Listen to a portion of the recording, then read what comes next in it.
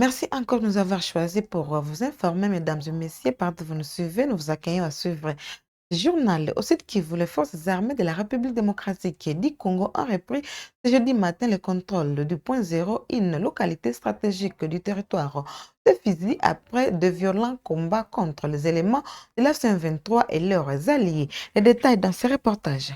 Les forces armées de la République démocratique du Congo, FARDC, ont rapporté ce jeudi 29 janvier 2026 au matin une victoire stratégique majeure en reprenant le contrôle du point zéro, une localité clé située dans les territoires des Fizi en province du Sud Kivu. Cette position qui ouvre la voie vers les chefs-lieux du territoire et de la ville de Baraka était tombée récemment au moment des éléments de l'F-123 et des groupes Twiranéo. Selon des sources locales, cette reconquête intervient après plusieurs heures d'intenses affrontements. Les FARDC ont réussi à repousser les éléments de l'F-123 et leurs alliés Twiranéo, rétablissant ainsi leur présence dans ces corridors stratégiques. La reprise du point zéro constitue un soulagement majeur pour la ville de Kalemi, dans les Tanganyika et Baraka Fizi au Sud Kivu. Depuis la chute de cette localité, la peur d'une extension du conflit planait sur toute la région. Sur le terrain, les forces loyalistes appuyées par les miliciens Wazalendo poursuivent les opérations de ratissage afin de consolider leur position et prévenir toute contre-offensive.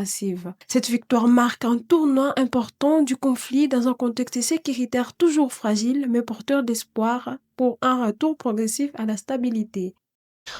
En partant, c'est pour Kinshasa, le gouverneur de la province de la Chopo, Paulel Ndongole, a lancé un message fort à l'endroit de la population. Il appelle à l'unité, à la cohésion sociale et surtout à la vigilance face à l'ennemi de la République démocratique du Congo. Suivez ses propos dans cet extrait. Je m'irai à Kinshasa pour un voyage officiel.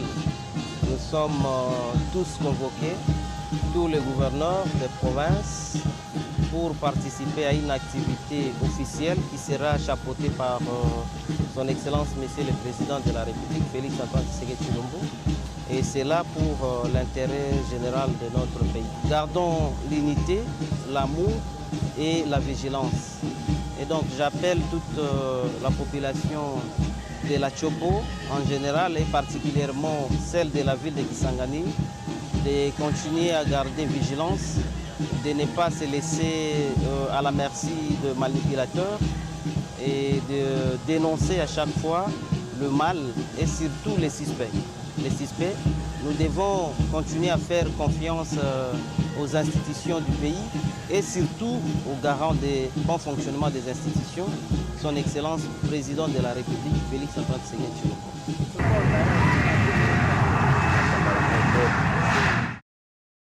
Anituri, nouvelle tragédie à Walese Vonkutu, en territoire de Romou. 9 corps de civils ont été découverts mardi dernier après des récentes attaques attribuées aux ADF. Ces macabres récupérations portent le bilan provisoire à 34 morts, tandis que plusieurs dépouilles restent encore abandonnées en brossée. Certaines zones étant menées une situation sécuritaire toujours alarmante qui nourrit colère et désarroi au sein des populations locales. Le point dans ce reportage. La matinée de ce mardi 27 janvier 2026 dans la chefferie de Walese Vonkutu en territoire du Romou a été marquée par la récupération de 9 corps de civils tués lors des récentes attaques attribuées aux ADF. Des familles endeuillées se sont rendues en brousse pour ramener les défunts afin de leur offrir des enterrements dignes. Ces nouvelles découvertes alourdissent davantage les bilans humains, désormais évalués à 25 civils tués alors qu'il n'était initialement que de 3 victimes. L'attaque la plus sanglante s'est produite le dimanche aux environs des 4 heures du matin dans la localité de Apakulu où 15 hommes civils ont été enfermés dans une maison puis exécutés, tandis que 7 autres personnes ont été tuées le long de la route alors qu'elles tentaient de fouiller les assaillants. Les recherches se poursuivent encore dans plusieurs localités, notamment à Mangwalo, Pakanza, à Mayaya et d'autres zones, laissant craindre un bilan encore plus lourd. Certaines familles n'ont toutefois pu récupérer les corps de leurs proches. Plusieurs zones étaient piégées par des mines, principalement à Pakulu et Pakanza, faute d'expertise en déminage. La CRDH appelle quant à elle l'installation immédiate des positions de sécurité le long de la rivière Ituri afin de prévenir de nouvelles incursions meurtrières. Les bilans restent provisoires dans l'attente de la confirmation des autorités et de l'évaluation des opérations de ratissage. Au Nord Kivu, le tribunal de commerce de Butembo a renvoyé au 2 mars 2026 l'examen des litiges opposant l'ASC Asbel à l'entreprise NK SRL autour de la facturation de frais de maintenance de compteurs. L'audience du 26 janvier a été marquée par un vif désaccord entre Maître Jean-Marie Vianney et Sekera qui va s'ouvrir portant sur la régularité des notifications. Suivez leurs propos. L'audience de ce jour, c'est que, si vous le constatez très bien, le problème de ce jour, à l'égard de la société NK, le tribunal est régulièrement saisi. Ça, je voudrais souligner. Le tribunal est régulièrement saisi à l'égard de la société NK, qui est civilement responsable. Mais à l'égard de Loïc Vanout, James Vanout et Fenelon, qui sont en fait les responsables, qui sont accusés de faits infractionnels d'escroquerie, le tribunal s'est déclaré non saisi parce qu'effectivement, alors que tout le monde sait que ces gens résident à Butembo, à Lemigel, ils ont décidé de changer leur résidence. Parce que dans toute la ville, ça fait même rire, dans toute la ville, on sait que lorsque les Vanouts sont ici, ils habitent à Lemigel. Et la loi dit que là où vous habitez, c'est là votre résidence. Mais, parce qu'ils veulent coûte que coûte qu'on signifie à Kinshasa, et puis, vous l'avez même vu à l'audience, leurs adresses sont même cachées. C'est pour ça que vous avez vu, nous avons insisté que leur avocat dépose les actes écrits et signés qui reprennent leurs adresses pour nous faciliter la tâche. Ce procès, c'est tout sauf le droit. On y arrivera le moment venu. Ce procès, c'est tout sauf le droit. Celui qui a initié l'action, il n'est pas différent de tous les populistes qui ont promis aux gens qu'ils vont cultiver le parc juste pour se faire élire. Parce que comme vous le savez, la loi sur l'électricité interdit la superposition des concessions de distribution du courant. Cela veut dire que quand quelqu'un distribue déjà le courant, on ne peut pas permettre à une autre personne de venir aussi distribuer dans la même zone. Chacun doit avoir sa zone de distribution.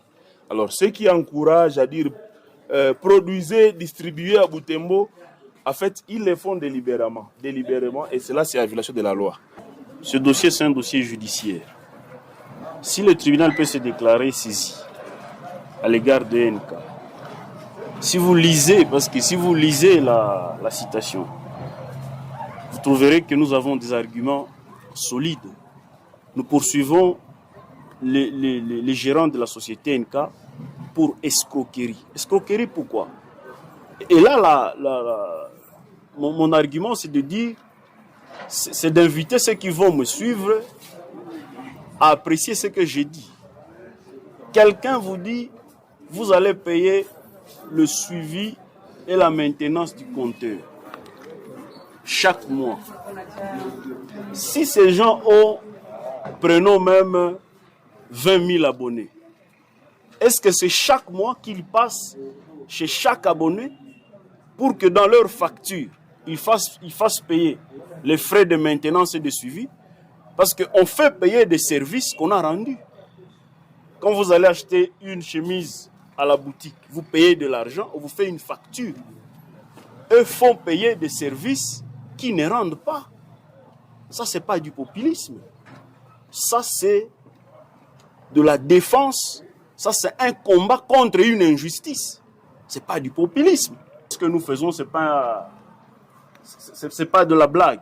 La fois passée, nous avions dit que nous avions ouvert un front judiciaire, qui est celui-ci. Mais il y avait aussi un front politique, politico-administratif d'ailleurs.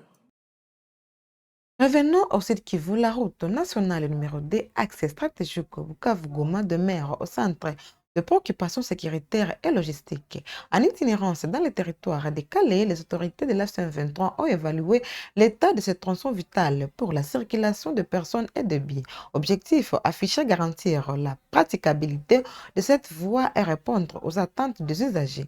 Suivez ces reportages de la cellule de communication du gouvernorat du Sud Kivu. Mettant à profit son séjour en province du Sud Kivu, le secrétaire permanent chef de l'exécutif du mouvement révolutionnaire AF123, Benjamin Bonimpa, a effectué aux côtés du gouverneur du Sud Kivu, Patrick Boussou-Bangui, l'inspecteur général de la gouvernance, Rigobert Amani Kabacha, du chef de département de la mobilisation et encadrement des cadres, Désiré Roukomera, ainsi que d'autres hauts responsables civils et militaires, une mission d'itinérance en territoire de Calais à partir de ce mardi 27 janvier 2026.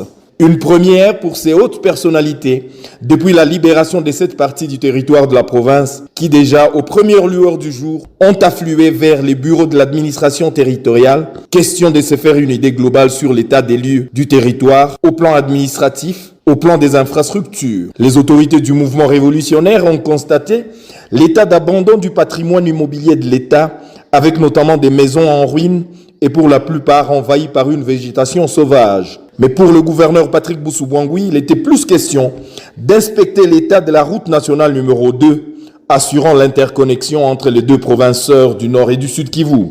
À ce jour, les autorités du mouvement révolutionnaire ont pu se rendre compte des efforts consentis en vue de sauver un ouvrage d'art, les ponts Tungulu au niveau du PK 87, où les techniciens de l'Office des routes sont à l'œuvre avec des travaux de gabionnage et de lutte anti-érosive en amont comme en aval du pont, permettant ainsi une bonne mobilité sur le tronçon. Effectivement, nous sommes au niveau du pont Tungulu qui se trouve sur la nationale numéro 2 au PK 87. Et comme vous savez, c'est depuis le mois de novembre, précisément le 21 novembre, qu'une forte pluie s'est abattue dans la région et malheureusement le pont Tungulu n'a pas été épargné. Et il y a eu de forts affouillements au point de déstabiliser les ponts. Heureusement, les autorités ont écouté les cris d'alarme de la population et c'est comme ça qu'ils nous ont d'abord, dans un premier temps, envoyé pour mener les études pour sauver les ponts. Et maintenant là, c'est la concrétisation. Nous sommes venus maintenant pour commencer les travaux. La consistance de ces travaux, c'est faire les travaux de gabillonnage pour récupérer le niveau du lit de la rivière, mais également faire les travaux de lutte anti-érosive. En revanche, le gouverneur du Sud Kivu et ses hôtes ont constaté avec grand regret l'état de délabrement très avancé du lieu dit chez les Français à la lisière de Nyabiboué à quelques 100 km de Bukavu. Ici, un énorme canyon s'est créé, occasionné par des mouvements tectoniques avec un effondrement de la route. La seule alternative était donc, selon les techniciens, d'engager des travaux en cours aujourd'hui pour la création d'une route de déviation au regard du caractère irréversible du délabrement et de la fragilité du terrain à cet endroit. Les autorités ont ainsi déployé un impressionnant dispositif d'engins de génie civil afin de maintenir la fluidité du trafic sur cet axe stratégique aussi bien au point de vue économique et sécuritaire. L'appui de la très haute hiérarchie du mouvement révolutionnaire AFCM23 a donc été sollicité. Le gouverneur Patrick Boussou-Bangui exprimant son absolue conviction que tout sera mis en œuvre pour le maintien en état de cette route d'intérêt national. Sur le trajet, la délégation a pu communier avec la population, notamment à Nyabiboué, où elle a exprimé son satisfecit au regard de l'engagement de la jeunesse qui a rejoint massivement les rangs de l'armée révolutionnaire congolaise ARC. Mercredi, le gouverneur Patrick Boussou-Bangui a poursuivi ses activités à Minova avec à l'agenda un meeting populaire couplé à des rencontres avec les différentes couches sociales de la population. Depuis samedi dernier, plusieurs quartiers de Lubumbashi et de la commune annexe ainsi que la ville frontalière de Kasumbalesa sont plongés dans l'obscurité en cause une panne affectant des transformateurs majeurs, l'un à la sous-station de Caravia, l'autre à Kasumbalesa. Une situation qui perturbe le quotidien des habitants, lequel appelle le gouvernement provincial à soutenir la SNEL pour un rétablissement rapide de l'électricité. Reportage.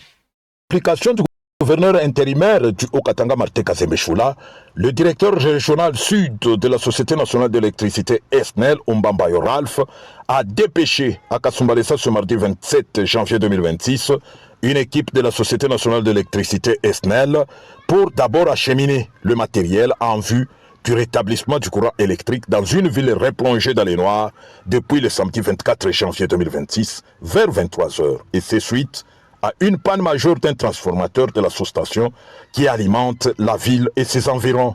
Ensuite, donner le goût des travaux tant attendus par plus d'une personne dans la ville. L'adjointe au maire, Fifi Mouitabakabobo, félicite l'implication tout azimut du gouverneur intérimaire Martin Kazembe-Choula pour stimuler le démarrage urgent des travaux. Pour sa part, le chef d'unité d'exploitation de la Société nationale d'électricité SNEL, Théo Kabangou, demande à la population de Kasumbalesa, dont l'intransigeance n'est ignorée des personnes, d'user de patience. Comme vous le constatez, les travaux sont en train d'être faits. Il y a une équipe qui est venue de Lubumbashi que nous appuyons avec toute l'équipe qui est là. Je pense qu'on travaille encore.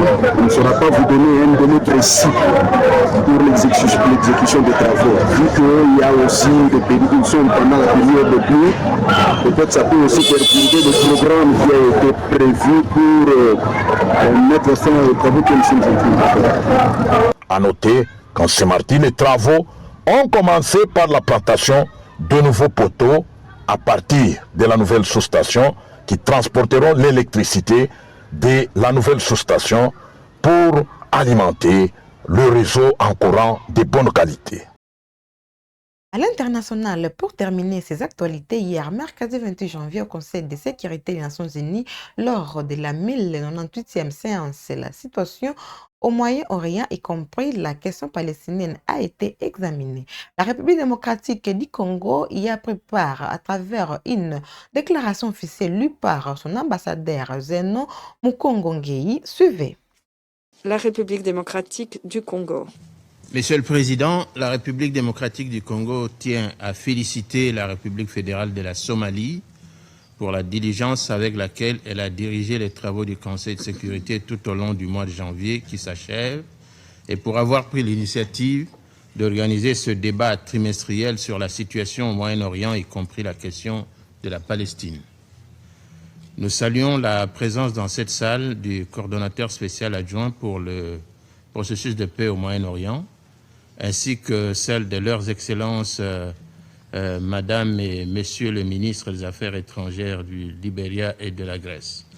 La République démocratique du Congo demeure préoccupée par la persistance des tensions et des foyers d'instabilité à travers le Moyen-Orient, notamment en Syrie, au Yémen ou encore au Liban.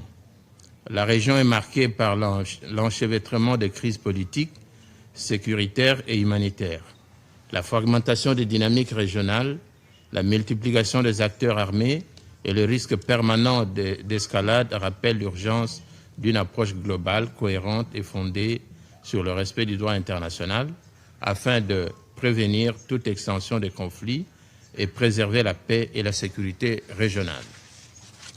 Monsieur le Président, notre propos de ce matin va plus se focaliser sur la question palestinienne, épicentre de la crise au Moyen-Orient.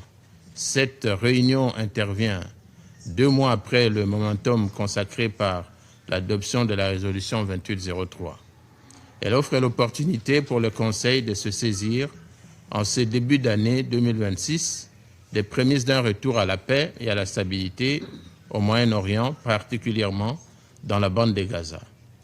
Le Conseil a, par cette résolution, proposé un cadre pour une transition inclusive à Gaza, ce qui constitue une avancée importante.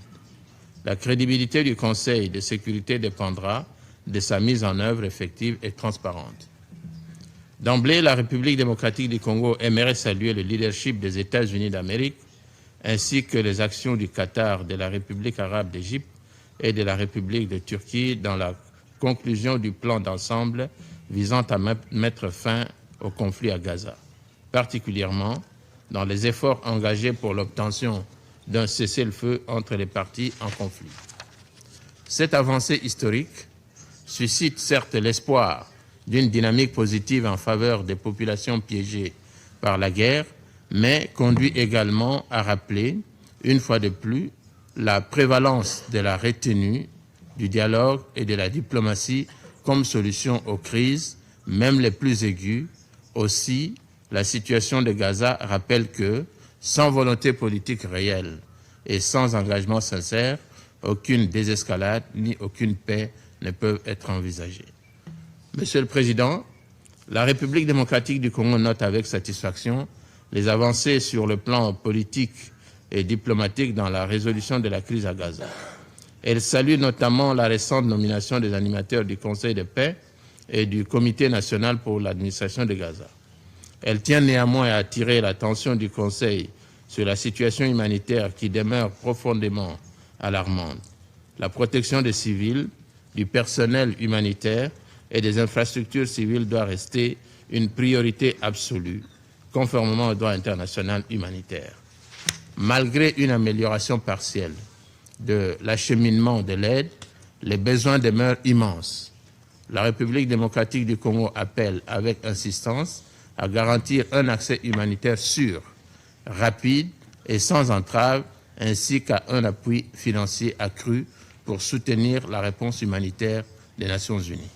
À cet égard, nous soulignons la nécessité d'une approche constructive face au rôle de l'Office de secours et des travaux des Nations Unies pour les réfugiés de Palestine dans le Proche-Orient et les garanties de sécurité à accorder aux agents des Nations Unies pendant l'exercice de leur mandat, en particulier celles touchant à la protection des populations civiles vulnérables. Monsieur le Président, pour conclure, les membres du Conseil ont une responsabilité collective de veiller au respect du cessez-le-feu et de s'assurer que celui-ci se transforme en une paix durable. Ils sont appelés à rester unis, vigilants et engagés afin d'accompagner les parties vers une stabilité réelle au bénéfice de toutes les populations de la région. Merci encore de nous avoir suivis, mesdames et messieurs. C'est par cet élément que nous clôturons ces actualités. N'oubliez pas de vous abonner, de cliquer sur la cloche de notification pour ne manquer sur votre chaîne Web Info Télévision. À la prochaine.